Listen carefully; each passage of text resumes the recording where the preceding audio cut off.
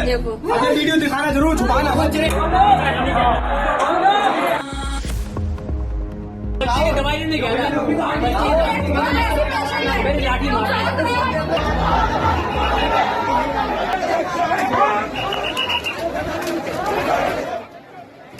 नमस्कार, पंजाब केसरी टीवी देख रहे हैं आप। मैं हूं अविरल। खबर बरेली से है जो लखनऊ से भी चल के सामने आई है।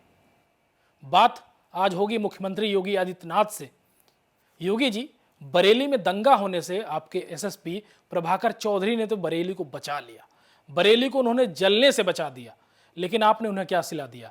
महज चंद घंटों में ट्रांसफर करके बरेली से लखनऊ के 32वीं वाहिनी पीएसी में भेज दिया। प्रभाकर चौधरी बेहद ईमानदार, कर्तव्यनिष्ठ अधिकारी हैं। जहां भी रहे कानून व्यवस्था से खिलवाड़ नहीं होने दिया, चाहे पुलिस के अधिकारी हों, नेता हों या फिर बदमाश हों। इनके अधिकारी रहते कहीं भी कानून व्यवस्था नहीं बिगड़ी। योगी जी, आपने ही तो इन्हें सोनभद्र में नरसंहार के बाद हेलीकॉप्टर से कानून व्यवस्था संभालने के लिए भेजा था। भूल गए आप? 4 अगस्त 2019 सोनभद्र में जब नरसंहार हुआ तो प्रभाकर चौधरी एसएसपी बनाकर भेजे गए थे और इनको हेलीकॉप्टर से चार्ज लेने के लिए भेजा गया था।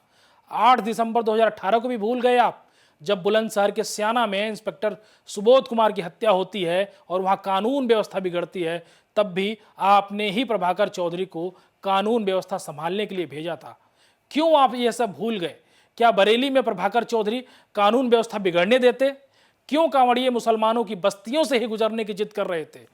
क्या आराध्य महादेव की पूजा बिना मुसलमानों की बस्ती से गुजरे नहीं हो सकती? क्या महादेव पर जल तनाव के बाद ही चढ़ेगा? यही तो प्रभाकर चौधरी कांवड़ियों को और हिंदू संगठनों को और उनके नेताओं को समझा रहे थे कि आप अपना रास्ता बदल दो, आपका यह तय रास्ता नहीं है। लेकिन वो नहीं माने। डीएम और एसएसपी प्रभाकर चौधरी 4 घंटे तक कांवड़ियों को समझाते रहे, लेकिन कांवड़िए और हिंदू संगठनों ने तो जिद पकड़ रखी थी कि हम अपनी यात्रा निकालेंगे तो इसी बस्ती से निकालेंगे, डीजे भी बजाएंगे। क्यों डीजे बजाएंगे?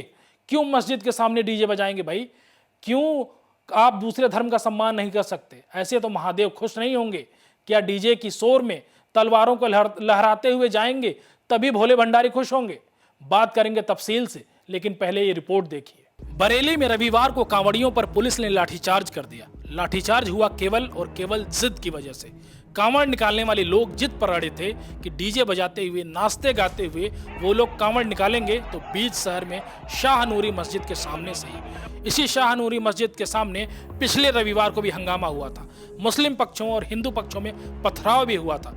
पुलिस इसी विवाद से शहर को बचाना चाह रही थी कि पिछले रविवार की तरह इस बार भी हंगामा न हो।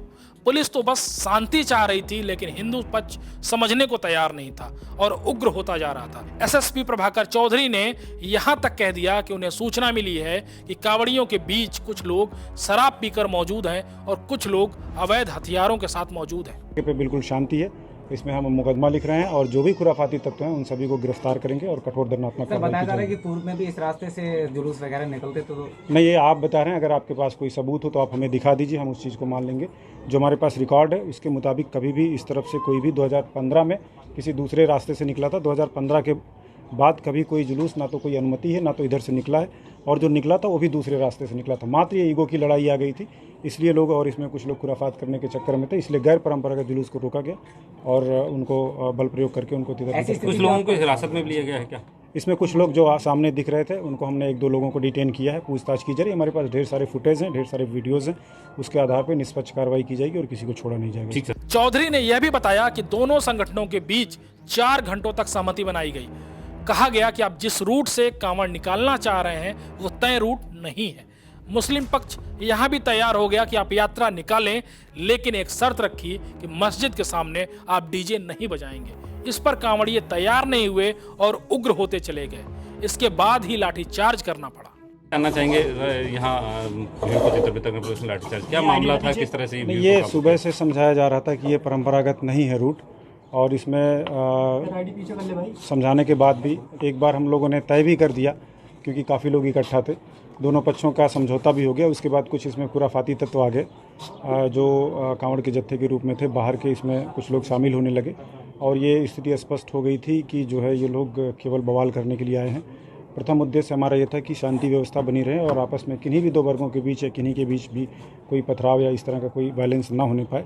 उस क्रम में काफ़ी समझाने का प्रयास किया, लेकिन ये लगा कि ये लोग ज़्यादा हुड़दंग कर रहे हैं। समझाने के बाद इन्होंने बहुत विस्तृत रूप से जाकर के पीछे की तरफ प्लान करना शुरू किया। तेज़ आवाज़ में फिर डीजे बजाने लगे, कुछ उसमें नारे लगाने लगे और भीड़ को तितर बितर करने के लिए हल्का बल प्रयोग करना पड़ा इसमें। अभी मौके लेकिन कांवड़ यात्रा तो कांवड़ियों को शाह नूरी मस्जिद के सामने से ही निकालनी थी, क्योंकि बात ईगो की थी।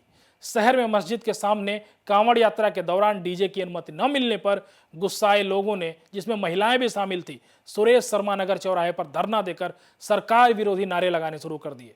शासन प्रशासन के विरोध में नारेबाजी होने लगी। कहा कि वह लोग कोई अपराध नहीं कर रहे हैं, कांवड़ यात्रा निकालकर अपने आराध्य भोले शंकर की पूजा करने जा रहे हैं, उनसे उनका अधिकार छीना जा रहा है।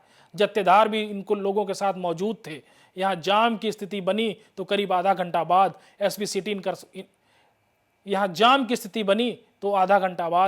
एसपी सिटी इनको समझाकर अपने साथ ले गए। देर रात पुलिस ने जोगी नवादा इलाके के एक हिस्ट्री सीटर और एक धार्मिक संगठन के नेता के साथ 6 से 7 लोगों को पकड़ लिया। बरादरी थाने में वीडियो से फुटेज देखकर इनकी व अन्य लोगों की पहचान की जा रही थी। डीजे संचालकों को भी पकड़ा गया। डीजे थाने लाकर खड़ा कर दिया गया। एसपी सिटी ने बताया करीब 400 लोगों की भीड़ के खिलाफ रिपोर्ट दर्ज की जाएगी। पुलिस के पास कई वीडियो और फुटेज हैं जिनसे आरोपियों की पहचान कर गिरफ्तारी की जा रही है। बरादरी थाना प्रभारी का कहना था कि जत्थेदारों की भूमिका भी यहाँ गड़बड़ रही। वह अपने लोगों पर नियंत्रण नहीं रख सके, उनके खिलाफ भी कार्रवाई की जाएगी। लेकिन चुनावी साल है और सरकार हिंदू वोटों को नाराज नहीं करना चाहती। यही कारण है कि जैसे ही प्रभाकर चौधरी ने लाठी चार्ज कराने के बाद माहौल शांत कराया और बयान दिया कि कुछ लोगों के पास अवैध हथियार थे, कुछ कांवड़िए शराब पिए हुए थे, उनका ट्रांसफर कर दिया गया। शासन ने गंभीर चूक मानकर एसएसपी प्रभाकर चौधरी को हटा दिया। उन्हें 32वीं वाहिनी पीएसी लखनऊ भेजा गया है। सीतापुर के एसपी घुले सुशील चंद्रभान नए एसएसपी बनाए गए हैं। इधर बरादरी थाने के इंस्पेक्टर अभिषेक सिंह और जोगी नवादा चौकी प्रभारी अमित कुमार को भी निलंबित कर दिया गया है। पिछले रविवार को जोगी नवादा में कांवड़ यात्रा के दौरान 2 समुदाय के लोग आमने सामने आ गए थे, जिसकी तस्वीरें आपके स्क्रीन पर हैं। पत्थरबाजी भी हुई। इस रविवार को चक महमूद से इसी इबादत स्थल यानी मस्जिद के पास से होकर कांवड़ियों का जत्था निकाला जाना था। सुबह 9 बजे से यहाँ पर तनातनी का माहौल था। दोनों पक्ष आमने सामने थे।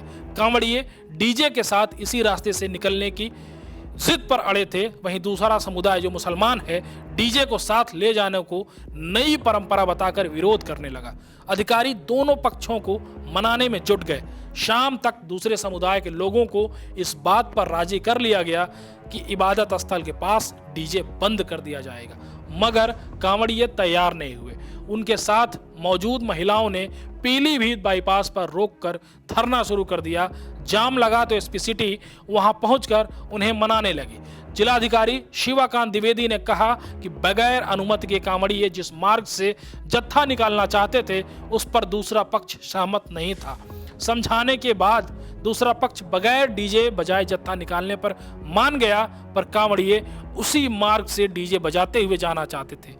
संगठन के पदाधिकारियों की बात भी कांवड़िए नहीं मान रहे थे। यह भी बताया जा रहा है कि कांवड़ जत्थे में शामिल डीजे पर बजाए जा रहे गानों को लेकर पुलिस के आपत्ति करने से यह पूरा बवाल शुरू हुआ। इस लाठी चार्ज के कुछ घंटे बाद ही प्रभाकर चौधरी को बरेली से हटा दिया गया। प्रभाकर चौधरी वो सख्त अधिकारी हैं जिनका 13 साल में 32वां ट्रांसफर हुआ है। आईपीएस प्रभाकर चौधरी अब तक 18 जिलों के कप्तान रह चुके हैं। अब उन्हें 32वीं वाहिनी पीएसी लखनऊ की कमान संभालने के लिए भेजा गया है। 2010 बैच के आईपीएस अधिकारी हैं प्रभाकर चौधरी। उत्तर प्रदेश के अंबेडकर नगर जिले के रहने वाले प्रभाकर चौधरी 2010 बैच के आईपीएस अधिकारी हैं। चौधरी ने इलाहाबाद यूनिवर्सिटी से बीएससी करने के बाद एलएलबी की पढ़ाई की। हाई स्कूल और इंटरमीडिएट में 76% अंक तो प्राप्त किए ही, साथ ही इलाहाबाद विश्वविद्यालय से बीएससी 61% अंकों के साथ पास की। प्रभाकर चौधरी इतने तेज तर्रार थे कि पहली बार में ही सिविल सर्विसेज की एग्जाम पास कर आईपीएस बन गए। मेरठ के सोतीगंज में जो कोई नहीं कर पाया वो प्रभाकर चौधरी ने एसएसपी रहते कर दिखाया। मेरठ में तैनाती के दौरान प्रभाकर चौधरी ने ऐसा कदम उठाया था जिससे नेताओं समेत कई राज्यों के अपराधियों में खलबली मच गई थी। जिले के सोतीगंज के बारे में सभी को पता है कि दिल्ली, एनसीआर, हरियाणा, उत्तर प्रदेश, पश्चिमी उत्तर प्रदेश के जिन इलाकों में वाहन चोरी होती है, वो वाहन चाहे वो 2 व्हीलर हो या 4 व्हीलर हो, वो मेरठ के सोतीगंज पहुंचता है और चंद सेकंड में वो वाहन कहां जाता है उसका पता नहीं चलता है, क्योंकि सोतीगंज में बड़े से बड़े गाड़ियों को चंद सेकंड में काट कर उसके कल पुर्जे अलग कर दिए जाते हैं। लेकिन प्रभाकर चौधरी ने पूरी सोतीगंज मार्केट को ही बंद करा दिया। अगर उनके रिकॉर्ड की बात करें तो वो देवरिया, बिजनौर, बलिया, बुलंदशहर और कानपुर देहात में एसपी के रूप में तैनात रहे। वहीं वाराणसी, मुरादाबाद, मेरठ, आगरा, बरेली समेत कई दूसरे जिलों में एसएसपी के पद पर तैनात रहे। जहां कहीं भी कानून व्यवस्था बिगड़ी, प्रभाकर चौधरी ने ही कमान संभाली। प्रदेश के जिलों में बिगड़ती कानून व्यवस्था को देखकर उनको कई बार तत्काल हेलीकॉप्टर से चार्ज लेने के लिए भेजा गया। 4 अगस्त 2019 को जब सोनभद्र में नरसंहार हुआ, तब प्रभाकर चौधरी, एसपी और डीएम एस राजलिंगम को हेलीकॉप्टर से चार्ज लेने भेजा गया। 8 दिसंबर 2018 को जब बुलंदशहर के स्याना में इंस्पेक्टर सुबोध कुमार की गौरक्षकों ने हत्या कर दी, तब भी प्रभाकर चौधरी को ही कानून व्यवस्था संभालने के लिए भेजा गया। 13 साल में 32 ट्रांसफर के बाद भी लोग यही कह रहे हैं कि जहां भी प्रभाकर रहे कानून व्यवस्था को बना कर रखे। आज भी लोग इन्हें याद करते हैं, पर रातों रात प्रभाकर चौधरी का ट्रांसफर यूपी में चर्चा का विषय बना रहा। लेकिन मेरी राय तो यही है कि ऐसे काबिल अफसरों पर कभी राजनीति नहीं होनी चाहिए। इनसे इनका मनोबल टूट जाता है। ऐसे अफसरों पर राजनीति नहीं होनी चाहिए, बल्कि फक्र होना चाहिए। आप देखते रहिए पंजाब केसरी टीवी। हमसे जुड़े रहने के लिए हमारे YouTube चैनल को सब्सक्राइब करें और नई वीडियो की नोटिफिकेशन के लिए बेल आइकॉन को दबाएं। अगर आप ये वीडियो Facebook पर देख रहे हैं तो लाइक जरूर करें और ज्यादा से ज्यादा शेयर करें। धन्यवाद।